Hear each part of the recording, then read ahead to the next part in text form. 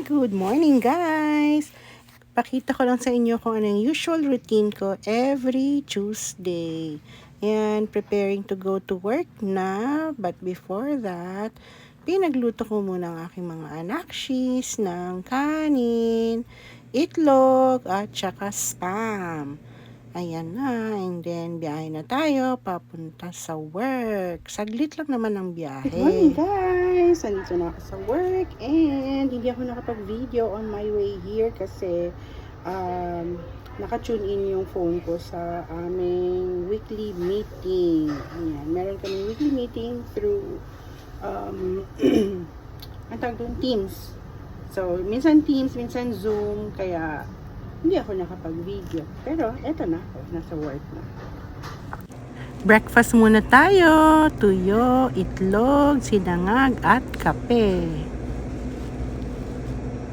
Hi guys! How are you? So, lumabas muna ako from work para pumunta dito sa may London Dairy. Magsha-shopping. Joke lang. Kasi part ng trabaho namin as restaurant manager is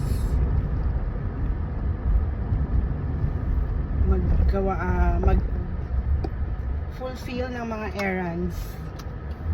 So, mag-errands muna tayo.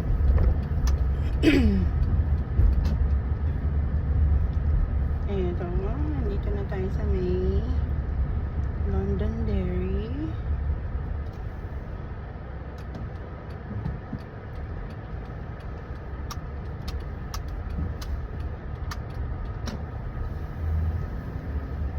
Ito lang ayoko sa sa iPhone. Hindi ko siya napi-flip. Hindi katulad nung sa Android. Pag gusto kong i-flip yung camera, pwede. Para makita nyo rin yung isang side. Pero itong iPhone, wala. Hindi mo siya ma-flip-flip. Oops, may kasalubong. Magmabilis. Wala yun naman ang parking ko. Ayun doon sa kabila.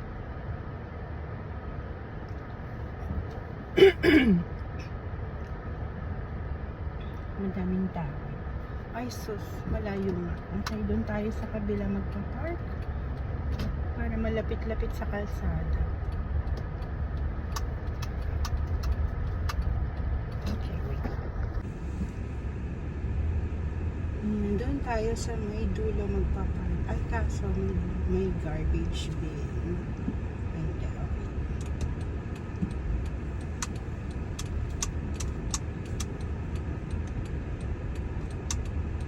Ayan, malapit-lapit sa may entrance.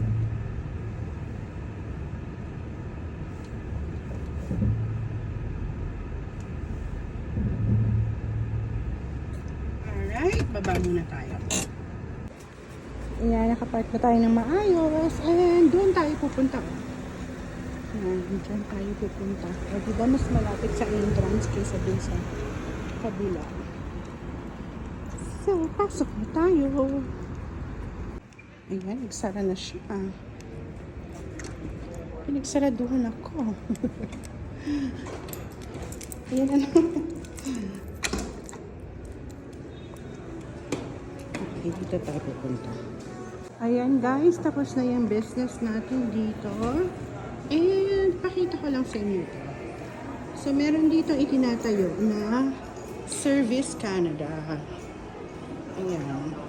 Dati, bago kami dito sa Canada, sa Edmonton, ang Service Canada nasa may Northgate Center. Ito siya, laki. Ayan. Tapos, nilipat nila sa may 50th Street. So, sa ngayon, nasa 50th Street pa. Ayan. Ito yung mall. Ayan. Ito si mall. So, ayan guys, na-interrupt tayo. So, Kasi dito sa Canada is napaka-importante ng privacy. Okay? Napaka-importante ng privacy kaya hindi pwedeng basta-basta kumukuha ng video. So katulad nga ng sabi ko, ayan, mag-o-open ng Service Canada and then lilipat siya from 50th Street and then dito na nga siya sa Londonderry Mall. Okay? So ngayon, lalabas na tayo again. We're gonna go out. Babalik na tayo sa store kasi tapos na tayo sa ating errands dito sa Londonderry. Ayan guys, mainit. Okay. So, punta na tayo sa ating sasakyan. Ayun lang siya. Matakpan ng bin. Pero, dito tayo tatawid. So, we have to make sure na tumatawid tayo sa tamang tawiran. Okay? Para safe tayo lagi. So, nasa na si sasakyan? Ayun. Babalik na tayo sa work. So, one time, if i-feature ko rin itong Londonderry Mall, mamamasyal tayo dyan. Pagkasama natin ng mga bagets. Okay, pabalik na tayo sa work. Mga ilang minutes lang naman. Siguro mga 7 minutes drive lang from here. So, pag may mga crosswalk na ganyan or tawiran, kailangan natin mag-slow down and of course, huminto kapag may tatawid. Dito, napakalaking kaibahan sa Pilipinas at saka dito sa Canada. Kasi dito, priority talaga yung pedestrian. Pag meron kang nakita na nakatayo sa gilid ng kalsada, hihinto talaga yung mga sasakyan para makatawid yung mga pedestrian. Sa atin kasi, diba, grabe, nakikipagpatintero yung mga pedestrian sa mga sasakyan, kaya hindi mo naiiwasan. Meron talagang mga aksidente na nangyayari. Tapos yung mga pedestrian din, matigas ang ulo kasi tumatawid sila sa mga bawal na hindi naman talaga tamang tawiran, di ba? Nalala ko pa dati, meron doon karatula na malaki, kulay pink. Tapos nakalagay, bawal tumawid, nakamamatay, di ba? Ewan ko kung meron pa noon. Parang wala na akong masyadong nakita nung nagbakasyon kami nung May and June, nandun kami sa Pilipinas. So, parang hindi ko na nakita yung mga kulay pink na reminder na bawal tumawid kasi nakamamatay. Napakaganda ng weather ngayon. Plus 22 lang sa labas. Tamang-tama lang siya. So, tingnan natin mamaya pag-uwi kung okay pa rin ang weather para naman ang mga chikiting gubat natin ay makapaglaro sa labas. Meron kasing bike lane sa likod ng bahay namin. So, kaso si Lex hindi pala pwede pa mag-bike. Mga next week pwede na. Si Kuya Aji na lang. Magbabikin natin. Kami ni Lexi, walking na lang muna kami. Ayan, malapit na tayo sa work. Kakaliwa tayo dito. Dito nga pala, again, sa Canada, pwede tayong kumaliwa kapag naka-go, provided na clear ang daan, walang paparating na sasakyan. Ayan, katulad niyan, naka-green, pero walang paparating kaya pwede kaming kumaliwa. So, syempre kailangan ingat-ingat, diba? Huwag magmamadali para iwas aksidente tayo. Ito na, malapit na tayo sa work. Ano siya, nakalagay, Smitty's. Pwede ba ako mag-park sa harap? Hindi pwede kasi medyo maraming sasakyan, kaya dito tayo sa gilid. Ay, sa lubong na naman. Ay. Ayan, dito tayo sa gilid. Ay, yung lubak. Ayan, ito na lang. Pag walang masyadong sasakyan, pwede ako mag-park dun sa harap. Sa harap ng store mismo. Okay, baba na tayo.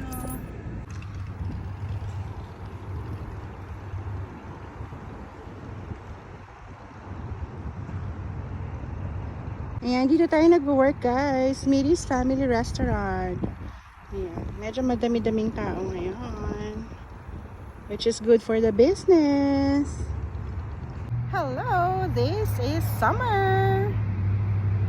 Ayan guys, tapos na ang shift natin for the day. So ngayon, pauwi na ako. Ay, doon pala ako nakapark sa kabila. Ba't ako dito umiikot? Ayan, o sige, saglit lang. Balik-balik tayo. Hi! It is summertime! Summer. Dito naman sa part na to, nagre-record lang ako. Sinasabi ko, summer. Kasi gusto ko dito sa same spot.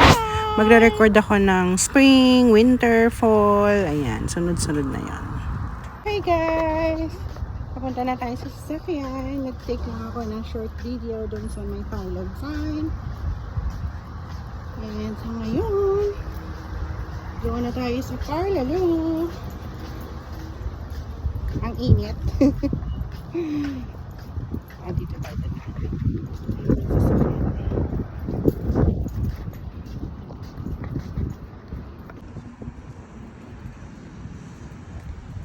Mainit na naman ang loob ng sasakyan. Nakalimutan ko ilagay yung trapal.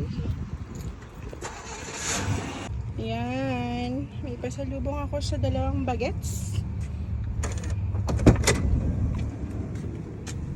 Super duper init. Ayan. Hindi ko muna isasara yung ano. Hindi ko muna sasara yung pinto. Palabasin muna natin ang init. Super duper ang init. Ayan guys, pinapalabas ko lang muna ang hangin, ang mainit na hangin. So after 1 minute, turn on ko yung aircon. Buksan ko na lang yung bintana.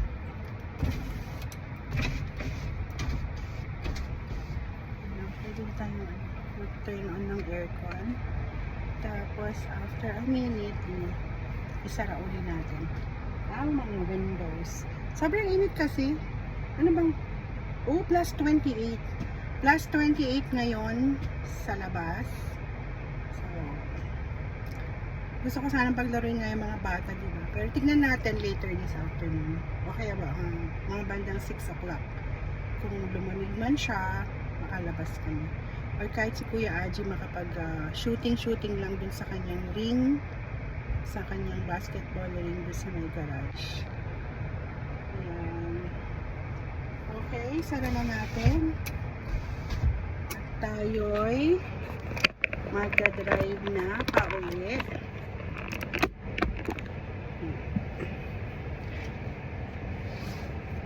Nandun ang kapatid ko ngayon sa bahay kasi siya ang bantay sa mga bata. Nag-ano kami, salitan. So kasi papasok si Habi ng 4 o'clock sa work. So dapat 3:30 alis na siya sa bahay. Eh ako naman hanggang 4 o'clock. So in between, yung sister ko ang pumupunta sa bahay kasi siya mas maaga nag-out. 2 o'clock, ganyan, minsan nag-out na siya. So ganoon ang buhay dito sa Canada, 'di ba? Parang kailangan give and take. So pero pag ano naman, kapag wala talagang magbabantay, minsan depende kung sino yung staff na naka-duty dito sa work, nakakauwi naman ako ng maaga. Okay, so biyahe na tayo. Ganda ng ulap po. Grabe, napakaaliwalas. So driving time natin hanggang sa bahay, siguro mga 10 to 12 minutes. Depende yan sa sa traffic, or kung merong mga emergencies, like minsan may accidents or ano, may mga kung ano-anong nangyayari sa kalsada. So, ayan. Katulad yan, medyo maraming sasakyan. Medyo traffic na. Kasi, itong side na to, traffic na.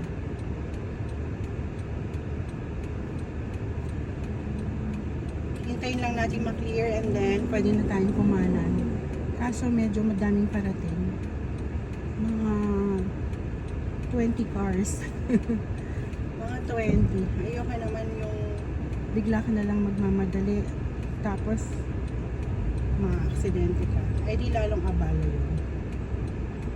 Ayan, konti na lang. Kailangan lang tiyaga-tiyaga. Hintay-hintay. Diba? Sabi nga, lose a minute, not a life. Kasi, meron dito mga aksidente na akala mo mauubusan na sila ng time. Tapos, nagmamadali, ikakat yung sasakyan, napaparating, or kasunod nila, or ibibit ang red light. So, diba, mas maganda na yung nag-iingat tayo. Ayan, nakastop pa. Pag mga ganitong pauwi, minsan mga 12 to 15 minutes ang ginugugol ko sa biyahe.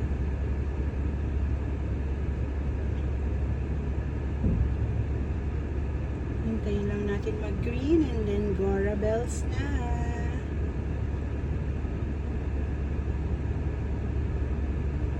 Nakago pa yung mga kakaliwa.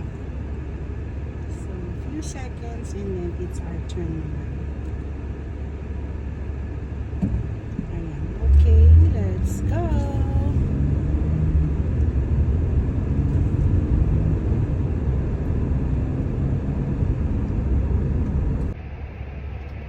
Ayan, inabutan tayo ng red light. Isa ito yung nakakatagal sa biyahe. Nababawasan ka ng mga 1 minute. Hindi naman, mga less than a minute kada stoplight. So, pero hindi naman tayo dapat mainit kasi saglit lang naman. It only takes less than a minute and then mag-go na siya kagad.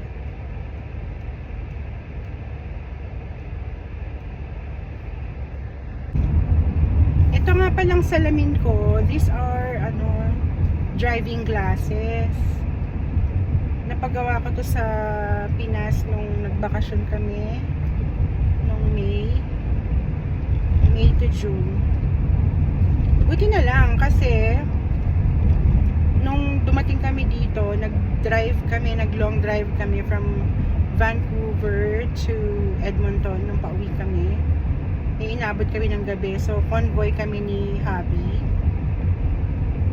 Siya yung nag-drive nung rental car. Tapos ako, drive ko tong si Odyssey. So, inabot kami ng gabi. Pagkagabi, at hindi ako naka-eyeglasses, naka-driving glasses. Bulag ako. ang labo ng vision ko kapag nagdadrive ako ng walang salamin. Ayun, ma-share ko lang. Stop again. Itong pawi. Minsan naman pag puro go lang ng go. Naumpisahan tayo ng puro stop. Kaya puro stop tayo. Ayan guys, naka-stop ulit tayo. Pangilang stop na natin. Parang every stoplight, stop na. Every traffic light, naka-stop tayo. Pero malapit na tayo sa bahay. Pagtawid nito, meron pang isang traffic light doon. Yun naman is kapag clear, kahit naka-go, pwedeng kumaliwa. Basta clear lang yung yung traffic, walang paparating na sasakyan. Ayan, naka-go na yung pakaliwa. So, ibig sabihin, pagkatapos nila, tayo naman. Tayo naman ang Gora Bells. Ayan na, green na.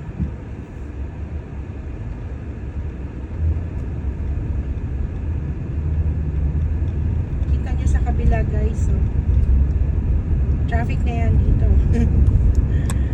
Pagka ganyan maraming sasakyan, traffic na. Ayan, dito tayo. Hihintayin natin ano. Ayan, naka-stop sila kasi puno dito sa ano.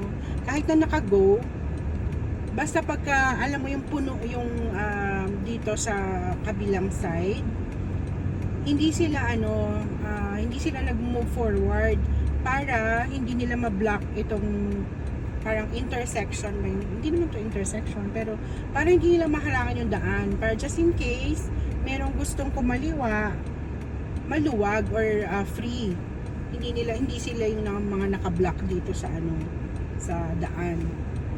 So ang kagandahan lang talaga dito, kailangan disiplinado yung mga mga motorista, mga driver. Ayan, yun lang naman ang maganda. Tsaka kapag merong mga emergency vehicles like police car o kaya yung mga bumbero or ambulansya, kapag narinig mo na may wangwang katulad niya nag-slow, sila, yan, huminto na. Kasi puno na dito sa kabila. Kaya lang, hindi humihinto yung iba, so hindi pa rin ako makakaliwa kasi hindi pa rin clear. Diba? So, hindi ko mapakita yung kaliwa kasi may EMS pa. Hinto na kayo. Ay, ayaw huminto. Puno na eh. Ayan. Okay. So, ayan. Puno na dito sa kaliwa ng banda. Kaya naka-go na. Pero kahit naka-green light sila kita mo, bigayan kasi talaga. And then, ayun nga, kapag narinig ka na, ang mga motorista dito, mga drivers, kapag narinig ng wangwang, emergency vehicles, automatic na mag-slow down, and then tatabi. Kailangan mong tumabi. Pag safe to do so, tatabi ka, and then hihinto ka or slow down. Ayan. Pero talagang dapat kang huminto. And then kapag nakalagpas na yung emergency vehicle, then tsaka ka palang magpo-proceed. Malapit na tayo, guys. Ito na, papunta na tayo sa ating back alley.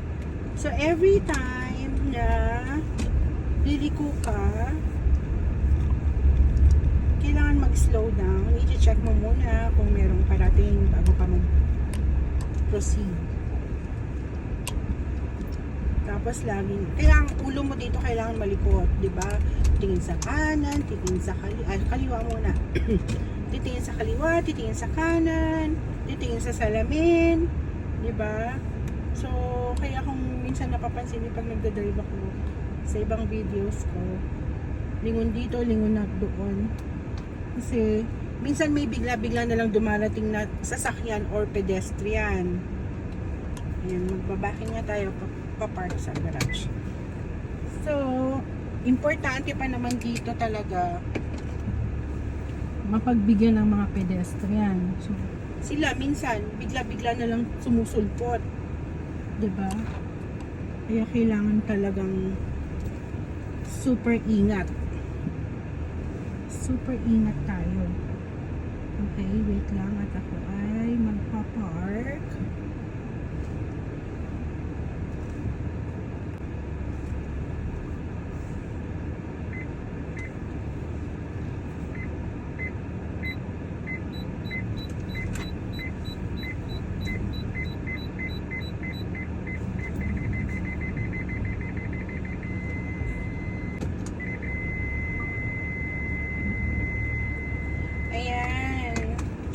naririnig yung tunog is warning. Kasi may may sensor. Kapag ka tumutunog siya, nagwo-warn siya na tawag doon, malapit ka ng may malapit ka ng mabunggo. Ganun. So. Kung nakita niyo pala yung mga garbage bags kanina doon sa unahan, yun yung mga pinagdamuhan. So, mga pinagdamuhan. May schedule kasi ang pick up dito ng mga ganung bagay-bagay. Okay, turn off muna ang aircon. Turn off. Yan. So, yun nga. May schedule ang pick up dito ng garbage. Yung garbage, yung recyclables, and ano pa yun, yung compost, tsaka yung yung yard waste. So yung yard waste parang Diyos ko daw, October pa yata yung next pick up nila. Ganon. So kailan nga ba? Tama. August ngayon. Oo, October pa yung next pick up nila. Ganun katagal. Diba? Ayun. So ayan, nandito na tayo sa garage. At tayo naman ngayon ay uuwi na sa bahay, o diba? Mag-aasikaso ng mga chikiting gubat, magluluto and everything. So, non-stop talagang gawain ng mga nanay, diba? Uwi natin yung ating gamit. Susi, sa bag ko pala.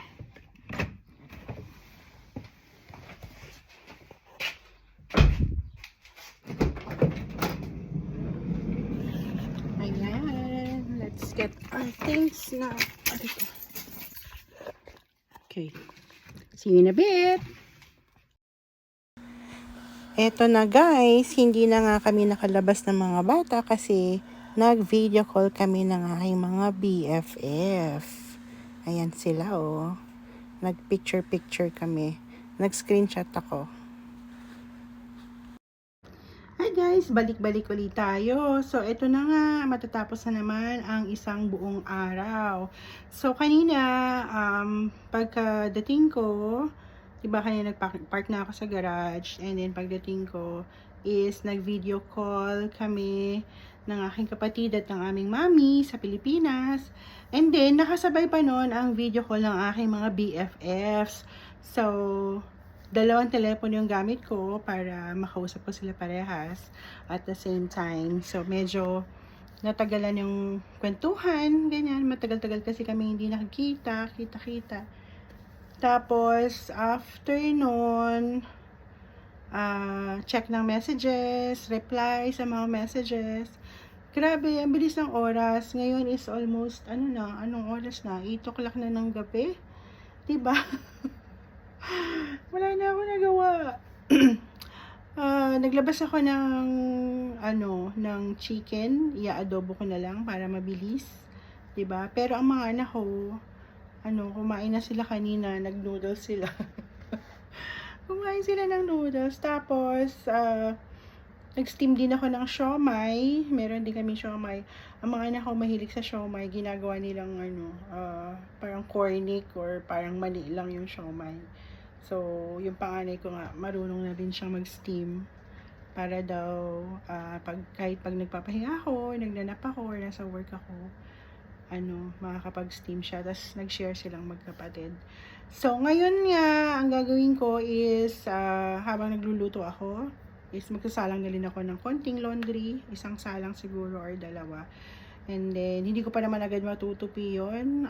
Itutupi ko yun sa day off ko. Pero nilalatag ko siya para hindi siya malukot-lukot. So, pina-flat ko lang siya sa flat na surface. Minsan, nilalagay ko dyan sa palansyahan, yung kaba-kabayo, diba? Doon ko siya nilalagay. So, yun lang muna for today. Try lang akong magkwento-kwento and mag-share ng mga buhay-buhay namin dito sa Canada. Okay? Sana i-follow nyo rin po ang aking page ba ang tawag dyan or ang channel. And kung ano lang yung maikwento ko sa inyo, dun lang muna. Okay? Thank you so much for watching. See you. Bye!